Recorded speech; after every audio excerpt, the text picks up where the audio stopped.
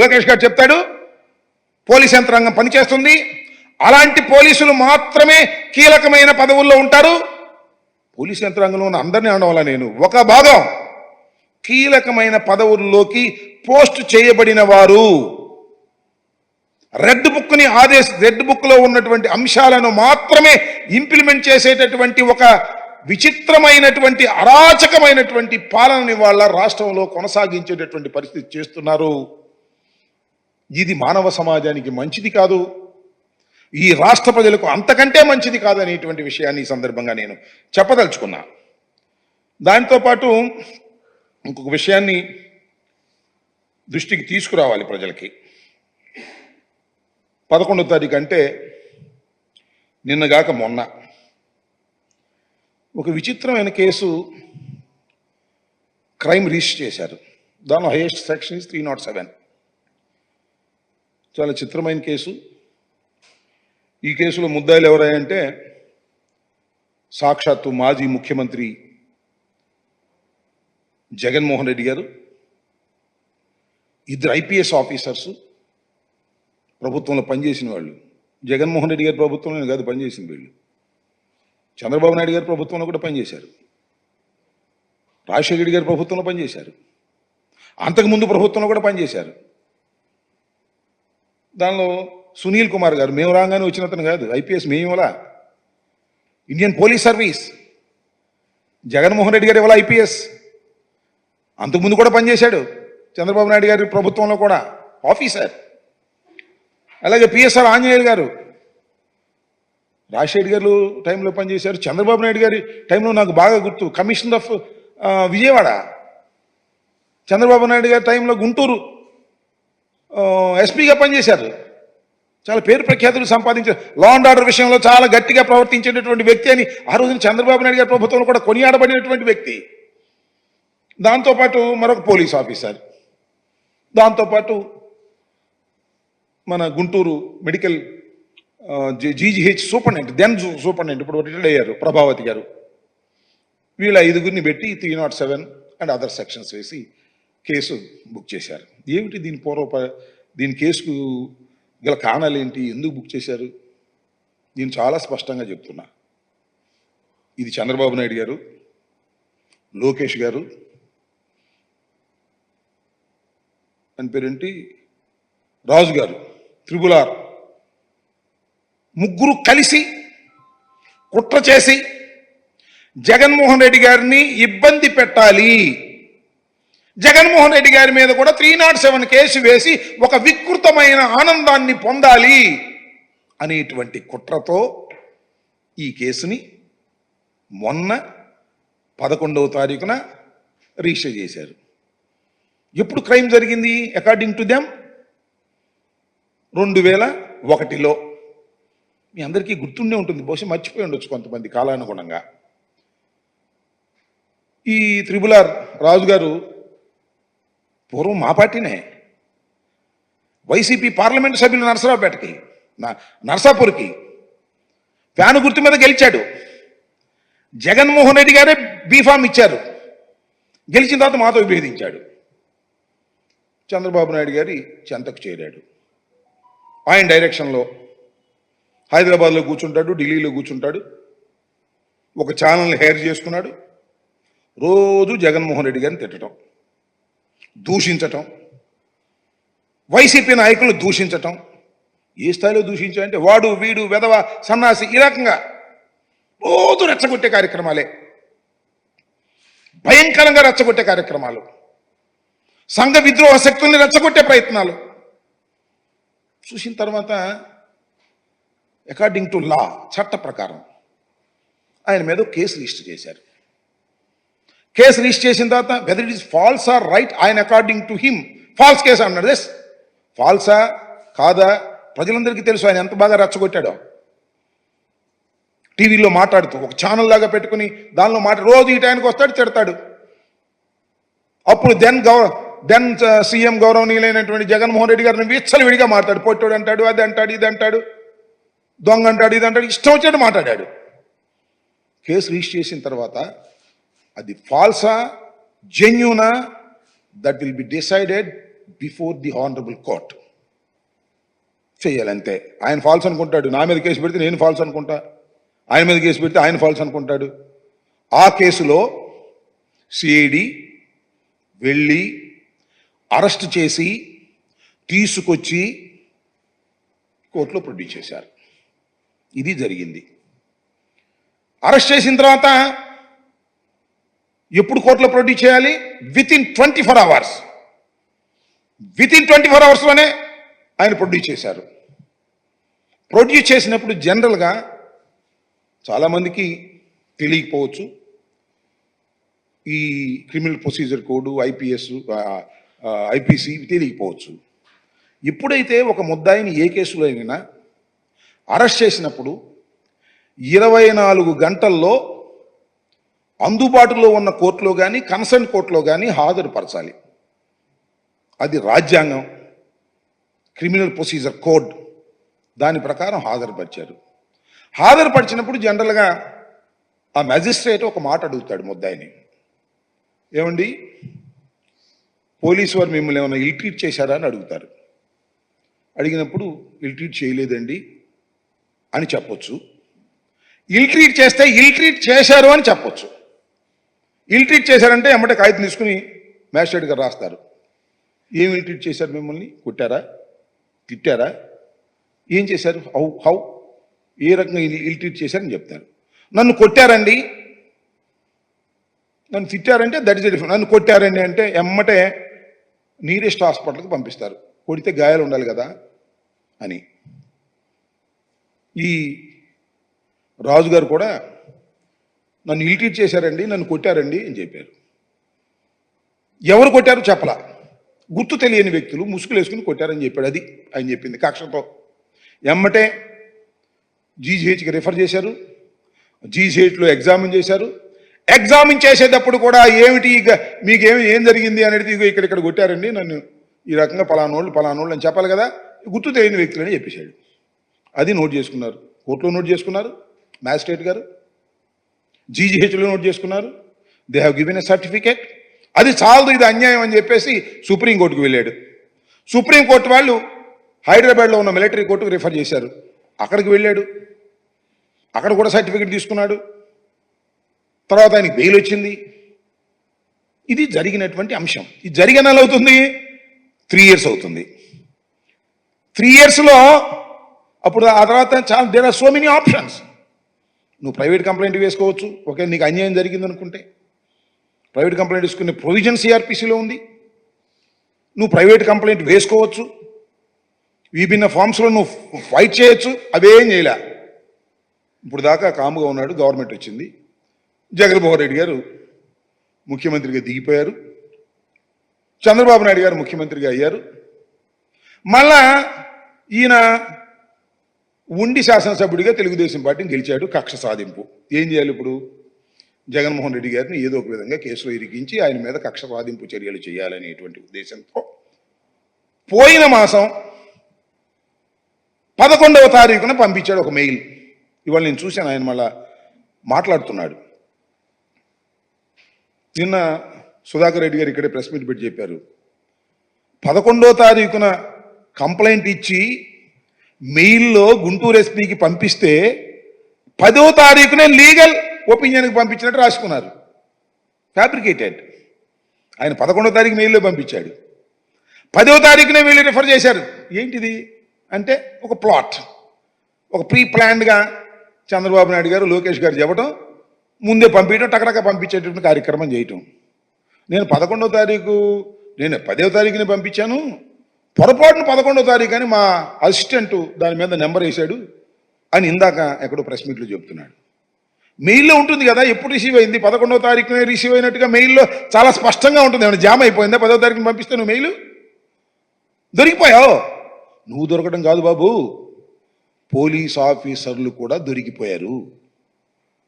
10వ తారీఖున నువ్వు 11వ తారీఖును పంపిస్తే ముందుగానే లీగల్ ఒపీనియన్కి పంపించి, అసిస్టెంట్ డైరెక్టర్ ఆఫ్ ప్రాసిక్యూషన్ పంపించి ఇమీడియట్గా తెప్పించుకున్నావు లీగల్ ఒపీనియన్. ఇదిగో పలానా 307 పలానా సెక్షన్ వేసి ఇది కేసు కట్టేయచ్చు అని ఆయన పంపించాడు. మరి నువ్వు నెల దాకా ఎందుకు అయ్యావు?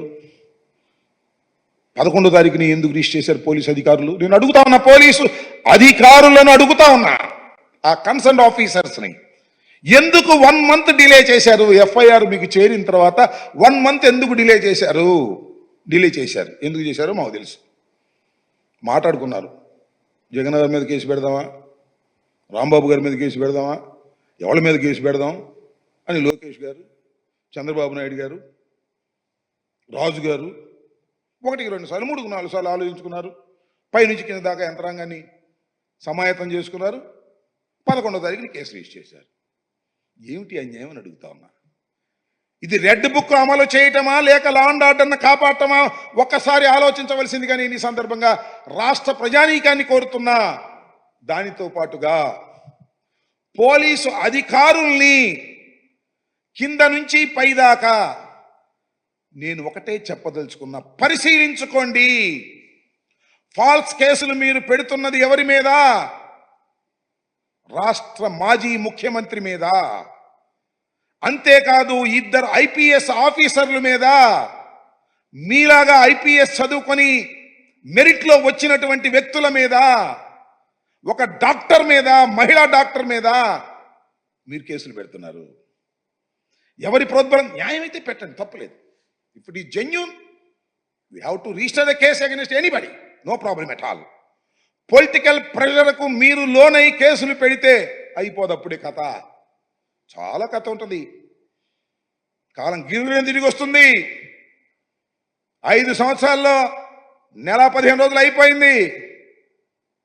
మళ్ళా కాలం గిర్రె తిరిగి వచ్చేటటువంటి పరిస్థితి ఉంటుందనే విషయాన్ని మర్చిపోతున్నారు. గుర్తుపెట్టుకోమని మనం చేస్తున్న ఫాల్స్ కేస్ 3 సంవత్సరాల క్రితం జరిగినటువంటి వ్యవహారాన్ని అంతవరకు ఏమి లీగల్ ఫైట్ లేకోకుండా, కేసు పెట్టుకోకుండా, ప్రైవేట్ కేసు పెట్టుకోకుండా, ప్రభుత్వం వచ్చిన తర్వాత ఆయన మళ్ళా ఎమ్మెల్యే అయిన తర్వాత, అధికార పార్టీ ఎమ్మెల్యే అయిన తర్వాత చంద్రబాబు నాయుడు గారి ఆశీస్సులతో లోకేష్ యొక్క సారథ్యంలో మీరు ముఖ్యమంత్రి గారి మీద, మాజీ ముఖ్యమంత్రి గారి మీద, 2 ఐపీఎస్ ఆఫీసర్ల మీద, ఒక డాక్టర్ మీద, ఒక పోలీస్ అధికారి మీద మీరు కేసులు పెడితే ఈ పాపం ఊరికే పోదు.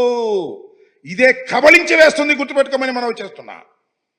రాష్ట్రంలో ఉన్నటువంటి న్యాయ కోవిదులు, రాష్ట్రంలో ఉన్నటువంటి ప్రజానీకం, మేధావులు దీని మీద చర్చించవలసినటువంటి అవసరం ఉన్నది. ఇలాంటి ఫాల్స్ కేసెస్ మీరు పెడుతున్నప్పుడు దీన్ని చర్చ జరగవలసినటువంటి అవసరం ఉంది. న్యాయవాదులందరూ కూడా దీన్ని ఆలోచించండి. ఇలా అయితే అన్ని కేసులు పెట్టచ్చు. ఎప్పుడో 10 సంవత్సరాల క్రితం జరిగింది కూడా ఇవాళ కోర్టు చేసి పెట్టేసి లోపలేసేయచ్చు. ఆలోచించవలసిందిగా ఈ సందర్భంగా నేను కోరుతూ, ఇలాంటి పిచ్చి చేష్టలు చేయటం వల్ల మీకు ఏ విధమైన లాభము లేకపోగా తీవ్రమైన నష్టాన్ని ఈ ప్రభుత్వం ఎదుర్కోబోతుంది రాబోయే కాలంలో. ఇళ్ళలకు కానీ సంబరం కాదని కూడా ఈ సందర్భంగానే చెప్తున్నా. ఏదో అధికారంలోకి వచ్చారు మీరు, మాకు కేవలం 11 మాత్రమే వచ్చాయి. అందువల్ల మీరు ఈ విధంగా రెచ్చిపోయింత దారుణంగా ప్రవర్తిస్తే ప్రజలు సహించరని కూడా ఈ సందర్భంగా నేను మీ ద్వారా చెప్పదలుచుకున్న, పోలీసు అధికారులు కూడా చెప్పదలుచుకున్నాను. ఇంకో ఇంకొక అంశం 2 అంశాలు మాట్లాడతాను. మరొక అంశం, ఇందాక రామానాయుడు గారు అనుకుంటాను, ఇరిగేషన్ మంత్రి గారు ప్రెస్ మీట్ పెట్టారు. చాలా విషయాలు చెప్పినట్టున్నారు ఆయన. నేను కూడా అక్కడక్కడ విన్నా. ఇప్పుడు జస్ట్ బిఫోర్ తెలుగుదేశం ఆఫీసులో పెట్టారు రామానాయుడు గారు, ఇరిగేషన్ మంత్రి గారు. నేను చేసిన పోర్ట్ఫోలియోలోనే మంత్రి అయ్యాడు రామానాయుడు గారు. ఆయన ఇరిగేషన్ గురించి మాట్లాడుకోకుండా పాపం ఆయన్ని ట్రోల్ చేశారని కొద్దిగా బాధ, ఆవేదన వ్యక్తం చేసినట్టున్నాడు. ఆయన చూశాను నేను, ఆయన బాడీ లాంగ్వేజ్ అంతా. నన్నే ఎందుకు ట్రోల్ చేస్తున్నారు అనేటువంటి బాధ ఆయనలో కనిపించింది. పాపం ఆయనే చెప్పాడు, ఏది ఈ పిల్లకి 15,000, ఈ పిల్లకి 15,000, ఈ పిల్లకి 15,000, ఈ పిల్లకి 15,000, ఇప్పుడే వచ్చింది ఈ పిల్లకి కూడా 15,000 అని ఇలా చెప్పాడు. అది చెప్పింది ట్రోల్ చేస్తారు, సహజమే కదా. మంచి అయినా అంతే, చెడైనా అంతే. నన్ను ట్రోల్ చేయట్లే, మీరు చేస్తారు, చేసుకోండి, మాకేం అభ్యంతరం లేదు. ట్రోల్ చేసినందుకు పాపం బాధ, ఆవేదన పడ్డాడు పాపం. ఆ ట్రోలింగ్కు సమాధానం చెప్పడానికి వచ్చినట్టుగా ఉన్నాడు తప్ప అసలు విషయం చెప్పలా. ఆయన నేను అది చేశాను, నేను ఒక వృద్ధులారు కాళ్ళు కడిగాను, పెన్షన్ ఇస్తూ, శభాష్ మంచిదేనయ్యా, పెన్షన్ ఇచ్చారు, నేను కాదంటలేదు. అనుకున్న ప్రకారమే మీరు పెన్షన్ ఇచ్చారు. మొదటి నెల గుర్తుపెట్టుకోండి, ఇంకా చాలా ఉంది, ముందుంది ముసళ్ళ పండగ. 4,000, 7,000 కలిపి ఇచ్చారు, అందరికి ఇచ్చారు. మధ్యలో కొంతమందికి ఇవ్వకపోతే కలెక్టర్ల దగ్గరికి వెళ్ళి కూడా తెచ్చుకున్నారు, మర్చిపోమాకండి. ఆ ఊళ్ళో గ్రామస్తులు ఇవ్వాలా, వీళ్ళకి ఇవ్వడానికి లేదు, తెలుగుదేశం వీళ్ళు కాదు, వీళ్ళు వైసీపీ ఇవ్వడానికి వీల్లేదంటే నేను ఎక్కడో చూసే పల్నాడులో సిపిఎం వాళ్ళ మీద తిరగబడ్డారండి. సిపిఎం వాళ్ళ మీద అవి కూడా మీరు సక్రమంగా ఇవ్వలేదు బ్రదర్ రామానాయుడు, అవి కూడా సక్రమంగా ఇవ్వలా. మొత్తానికి ఇచ్చారు, మామ అనిపించారు, ఓకే. ఇచ్చినాడి గురించి కాదయ్యా, ఇవాళ ఏంటని అడుగుతా ఉన్నా. నువ్వు అంతా చెప్పావు, రామాయణం అంతా చెప్పావు, కానీ అసలు కథ చెప్పలా. నేను అడుగుతా ఉన్నా, ఏమండి రామానాయుడు గారు, మీరు ఈ పిల్లకి ఇచ్చా, ఈ పిల్లకి ఇచ్చా, ఈ పిల్లకి ఈ పిల్ల అన్నది అందరికి ఇస్తారా? ఎవరా? ఇది చెప్పలా. మాకు విధి విధానాలు ఇంకా కుదరలేదు, విధి విధానాలు ఇంకా నిర్ణయిస్తాం, అప్పుడు చూస్తాం, అప్పుడు ఇస్తాం అనే పద్ధతులు ఏదో మర్మగర్భంగా మాట్లాడారు. అది కాదు కావాల్సిందే. మీరు you have issued a GO. దీనికే విధి విధానాలు ఏంటి? దీనిలోనే ఉన్నాయో జీవోలో. ఒకసారి జీవో రామానాయుడు గారు మీ దగ్గర ఉందా? ఉండే ఉంటుంది గవర్నమెంట్లో వరకు, లేదు నేను పంపిస్తా, చూసుకోండి. విధి విధానాలు చాలా క్లియర్గా ఉన్నాయి దీనిలో. ఏమని? 75% హాజరు కావాలి, మేం పెట్టింది. బిలో పావర్టీ లైన్లో ఉండాలి, మేం చెప్పింది. ఆధార్ కార్డు అనుసంధానం కావాలి, మేం చెప్పింది. బడికెళ్ళే ప్రతి పిల్లవాడికి మీరు ఇస్తా ఉన్నారు, బడికెళ్ళే పిల్లవాడి తల్లికి మేము 1500 ఇస్తా ఉన్నాం. మీ ఒక తల్లి ఉంటే 1500 అని అన్నాం మేము. మీరేమన్నారు? ఎంతమంది పిల్లలుంటే అన్ని డబ్బులు ఆ తల్లికి ఇస్తాం, 2 పిల్లలుంటే 30,000 ఇస్తాం. ఖచ్చితంగా జీవోలో ఏం రాశారయ్యా బాబు, మీరు గుర్తుపెట్టుకోండి. మళ్ళా మనం చదివినిపించా. మళ్ళా రామానాయుడు గారు మీరు ఎందుకు వచ్చారో నాకు అర్థం కాల. రావాల్సిన ఎడ్యుకేషన్ మినిస్టర్ లేదా ముఖ్యమంత్రి, లేకపోతే ఆ ఎడ్యుకేషన్ సెక్రటరీ. నిన్నేదో విద్యాశాఖ వాళ్ళు ఒక ప్రకటన ఇచ్చినట్టుగా విధి విధానాలు ఇంకా ఫైనల్ అయిపోయినాయి, విధి విధానాలు అయిపోయినాయి, అన్నీ అయిపోయినాయి. మీరు ఇంకా విధి విధానాల దగ్గరే ఉన్నట్టున్నారు. వాళ్ళు డబ్బులు పంచే పరిస్థితిలో ఉన్నట్టుగా లేరు. మీరు డబ్బులు ఈ అమ్మఒడి దీని పేరు ఏమన్నారు, తల్లికి వందనం వేసే పరిస్థితుల్లో మీరు కనపడలేదు. చూడండి నేను చెప్తున్నా.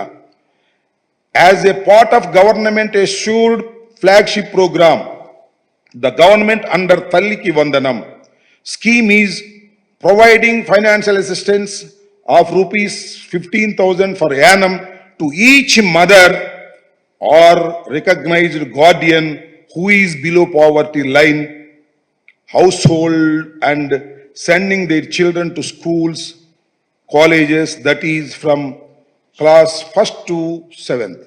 ఇక్కడ ఏమన్నారు మీరు? చాలా ఫర్ యానం each mother are recognized guardian. Each mother అంటే ప్రతి తల్లికి 1500 చాలా క్లియర్గా ఇచ్చారు. దీన్ని సరి చేస్తారా? అది చెప్పడం. విధి విధానాలు కంప్లీట్ కాలేదండి, తూచి వేగంగా అలా చెప్పి వెళ్ళిపోయి తప్పుకుపోయేటటువంటి ప్రయత్నం చేస్తున్నారు. మీరు ఇప్పటికైనా స్పష్టంగా రామానాయుడు గారు చెప్పవలసింది, చెబితే చెప్పనిపోను, మాకు అభ్యంతరం లేదు. చంద్రబాబు నాయుడు గారు కానీ, ఎడ్యుకేషన్ మినిస్టర్ లోకేష్ గారు కానీ, మేము ఈ జీవోను మారుస్తాం. జీవో లేకుండా చేస్తారా? జీవోను మారుస్తాం.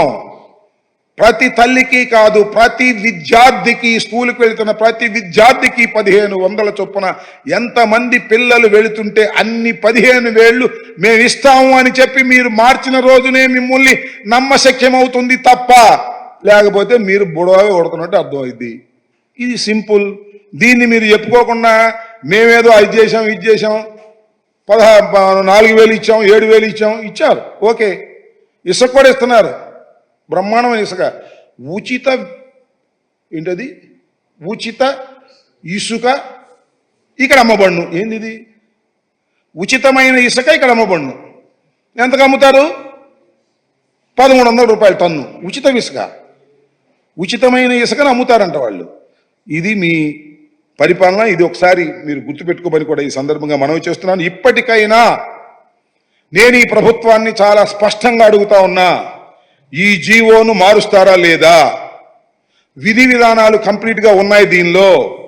మీరు నాలిక మడతేసి తప్పుకోవడానికి ప్రయత్నం చేస్తున్నారు. అందువల్లే ముఖ్యమంత్రి గారు కానీ ఇంత పెద్ద ప్రోగ్రాం, ఇంత ఫ్లాగ్షిప్ ప్రోగ్రాం, ముఖ్యమంత్రి గారు హామీ ఇచ్చినటువంటి ప్రోగ్రాం, ప్రతి బహిరంగ సభలోనూ ముఖ్యమంత్రి గారు మాట్లాడినటువంటి ప్రోగ్రాం, ఈ ప్రోగ్రాంకి అమాయకుడైన మా రామానాయుడిని పంపించి, పాపం ఆయన కూడా ఏదో ఆయన ట్రోల్ అవుతున్నా అని చెప్పి ఆయన పంపించడం కంటే మీ అబ్బాయి లోకేష్ని పంపించి ఎంతమంది పిల్లలు బడికి వెళుతుంటే అంతమందికి మేము డబ్బులు ఇచ్చే బాధ్యత మాది. ఈ జీవోని అవసరమైతే సరిచేస్తాము అని చెప్పండి. ఈ వివాదానికి తెరదించండి తప్ప ఊకదంపుడు ఉపన్యాసాలు చెబితే అది ప్రజలకు నచ్చదు, ఎక్కదు అనే విషయాన్ని కూడా మీరు గుర్తుపెట్టుకోవాలి. ఇప్పటికీ సూపర్ 6లో ఒకటి ఫెయిల్ అయ్యారు, ఇంకా 5 ఉన్నాయి. మహిళలకు ఉచిత బస్సు ప్రయాణం, ప్రతి ఇంటికి ఏడాదికి 3 గ్యాస్ సిలిండర్లు, ప్రతి మహిళకి నెలకు 15,000, 19 సంవత్సరాల నుంచి 59 సంవత్సరాల మధ్య వయసు ఉన్నవాళ్ళు, ప్రతి రైతుకి ఏటా 20,000 ఆర్థిక సహాయం, యువతకు 20 లక్షల ఉద్యోగాలు, లేదంటే నెలకు 3,000 నిరుద్యోగ భృతి. ఇవన్నీ మర్చిపోలేదు. సూపర్ 6 ఒకటి ఫెయిల్ అయ్యారు. నెంబర్ 2 యూ ఫెయిల్డ్, సరి చేసుకోండి. ఇంకా 5 చేయకపోతే వైఎస్ఆర్ కాంగ్రెస్ పార్టీ మీ వెంట పడుతుంది, ప్రజల పక్షాన. గుర్తుపెట్టుకోండి, ఇచ్చిన మాట తప్పితే ప్రజలు ఊరుకోరనే విషయాన్ని కూడా మీరు గుర్తుపెట్టుకోమని మనం చేస్తున్నాం. సూపర్ 6 కాదు, అది సూపర్ చీట్ గా మీరు చేయబోతున్నారనేది మాకున్నటువంటి అభిప్రాయం. దాన్ని కూడా సరి చేసుకునే ప్రయత్నం చేయాల్సిందిగా ఈ సందర్భంగా నేను మిమ్మల్ని కోరుతున్నా. ఇకపోతే ఇంకో చివరి విషయం, ఇవాళ ఈనాడులో విచిత్రమైన వార్త ఒకటి రాశారు. 15 నుంచి ప్రజా దర్బారు చేస్తున్నట్టు జగన్మోహన్ రెడ్డి గారు 15వ తారీఖు నుంచి ప్రజా దర్బారు చేస్తున్నాడు అని ఒక పిచ్చి రాతలు. ఆయన ఎప్పుడు జనాన్ని కలవడు, నాయకులను అసలు కలవడు, వచ్చిన జనం తిరిగి వెళ్ళిపోతున్నారు. ఇప్పుడు 15వ తారీఖు నుంచి మాత్రమే ఈయన ప్రజా దర్బార్ నిర్వహిస్తున్నాడు అనేటువంటి పిచ్చి మాటలు ఈనాడుకు అలవాటే. దానిలో పెద్ద ఆశ్చర్యకరమైన విషయం లేదు. ఏదో రామోజీరావు గారు పోయాడు, ఇప్పుడు ఏదో వాళ్ళ అబ్బాయి పేరేంటి కిరణ్ వచ్చాడు, ఏదైనా మాట్లాడేమన్నాం. మాట్లాడు అనుకోవటం మన పొరపాటు, వాళ్ళ అబ్బాయే కదా. చంద్రబాబు నాయుడు గారిని మోయటమే వారి పని. జగన్మోహన్ రెడ్డి గారిని వ్యక్తిగతంగా హననం చేయాలనేదే వారి ప్రధాన ఉద్దేశం. వారిది, చంద్రబాబు నాయుడు గారిది అదే ప్రధానమైన ఉద్దేశంతోనే ఆయన మాట్లాడుతూ ఉంటాడు, వీళ్ళు రాస్తుంటారు. నేను మనవి చేస్తున్నా, జగన్మోహన్ రెడ్డి గారంటేనే జనం, జనం అంటేనే జగన్మోహన్ రెడ్డి గారు. ఎప్పుడూ జగన్మోహన్ రెడ్డి గారు జనానికి దూరంగా లేరు. నాకు తెలిసినంత వరకు జీవితం మొత్తంలో చంద్రబాబు నాయుడు గారు ఎంతమంది కలిశాడో, జగన్మోహన్ రెడ్డి గారు ఆయన రాజకీయాలు ప్రారంభించిన దగ్గర ఇప్పటి వరకు అంతకన్నా 10 రెట్ల జనాన్ని కలిసి ఉంటాడు. ఆయన ప్రజల మధ్యన ఉండేటటువంటి మనిషి, అందరితో మమేకమయ్యేటటువంటి మనిషి, అందరినీ కలిసేటటువంటి మనిషి. అలాంటి మనిషిని ఆయన జనాన్ని కలవట్లేదు, నాయకులతో మాట్లాడట్లేదు, నాయకులను కలవట్లేదు అనేటువంటి దుర్మార్గమైనటువంటి మాటలు రాసి ఈ రకంగా చేయాలనేటువంటి ప్రయత్నం చంద్రబాబు నాయుడు గారు చేస్తున్నారు. జగన్మోహన్ రెడ్డి గారు అనే వ్యక్తి ప్రజలతో మమేకమయ్యేటటువంటి ఒక హీరో లాంటి మనిషి. ఎక్కడ మీరు చూశారు కదా, నేను చాలా సందర్భాల్లో చూసా, చాలామంది జనం కూడా చూసి ఉంటారు. ఒకసారి యూట్యూబ్ కొట్టండి, బస్సులో వెళుతుంటే జగన్మోహన్ రెడ్డి గారు ఎక్కడైనా చెయ్యి ఆపేస్తే, ఏదన్నా ఆపద ఉందని చెయ్యి ఆపేస్తే టక్కన ఆపేస్తాడు. ఆపేసి వాళ్ళు కలుసుకుంటాడు. వాళ్ళకి ఆరోగ్యపరంగా ఏమైనా ఇబ్బందులు ఉంటే ఇమీడియట్గా హాస్పిటల్కి రిఫర్ చేసి వారిని రక్షించినటువంటి సందర్భాలు కోకొల్లలుగా ఉన్నాయి. అందువల్ల పెద్ద ఎత్తున జనాన్ని కలిసేటటువంటి వ్యక్తి జగన్మోహన్ రెడ్డి గారు. చంద్రబాబు నాయుడు గారు అసలు ఇప్పుడు ఎవరిని కలవరు, మీకు తెలుసు కదా. కాకపోతే ఈ మధ్యన ఎక్కడో కారు ఆపి ఎవరినో కలిసినట్టు ఏదో పత్రికల్లో రాసుకుంటున్నారు. ఇలాంటి రాసుకోవాల్సిన కర్మలు మాకు లేవు. జనాన్ని మేము తోలుకు రావాల్సిన అవసరం లేదు. జనం తండోపతండాలుగా జగన్మోహన్ రెడ్డి గారికి వస్తారు. ఆయన కూడా సమయం ఉన్నంత వరకు ఉదయం 10:30 దగ్గర నుంచి 2:30 వరకు కూడా శ్రమ లేకోకుండా ప్రతి వ్యక్తిని పేరు పేరున పలకరిస్తారు, వారిని కలుస్తారు. కానీ పిచ్చి రాతలు రాసి మీరు ఏదో ఒక విధంగా జగన్మోహన్ రెడ్డి గారిని అపాస్పాలు చేయాలనేటువంటి ప్రయత్నం మీరు చేస్తారు. అది మీరు మీ కుట్రలో భాగం. నేను ఒకసారి చూపిస్తా ఎన్ని రకాల ఎంతమందిని జగన్మోహన్ రెడ్డి గారు రోజు కలుస్తున్నారో. ఒకసారి ఫోటోలు చూపించా, ఒకటి వరుసనే అది చూడండి, టగటగది.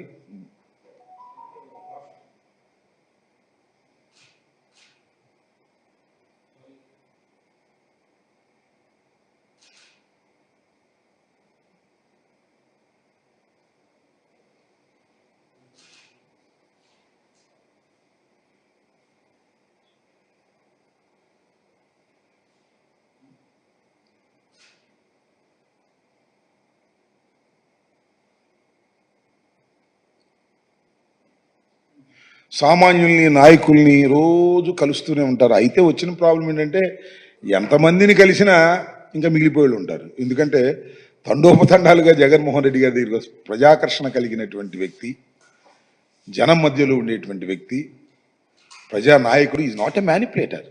ప్రజల మీద నమ్మకంతో ముందుకు సాగినటువంటి నాయకుడు. 40% ఓట్ షేర్ ఇలాంటి క్లిష్ట పరిస్థితుల్లో కూడా సాధించినటువంటి వ్యక్తి. ఎంతమందినైనా కలవండి, మమ్మల్ని కలవలేదండి అని ఓ 10 మంది 20 మంది వెళ్ళిపోయేటటువంటి పరిస్థితి. ఎందుకంటే టైమ్ ఈజ్ మోర్ ఇంపార్టెంట్ కదా. మార్నింగ్ 10:30కి వచ్చి 2:30 వరకే ఆయన కలుస్తుంటాడు. ఆ 2:30 తర్వాత కొంతమంది మిగిలిపోతారు. మిగిలిపోతే నెక్స్ట్ ఎండ్ అని పంపిస్తారు. అంటే నిరంతరం కలవటం అనేది కొద్దిగా డే టు డే ఇబ్బంది కాబట్టి దాన్ని ఇంకొద్దిగా స్పీడ్గా కలిసేటటువంటి ప్రయత్నం. ఎందుకంటే ఇప్పుడు ప్రభుత్వమైన బాధ్యత లేవు కానీ మరి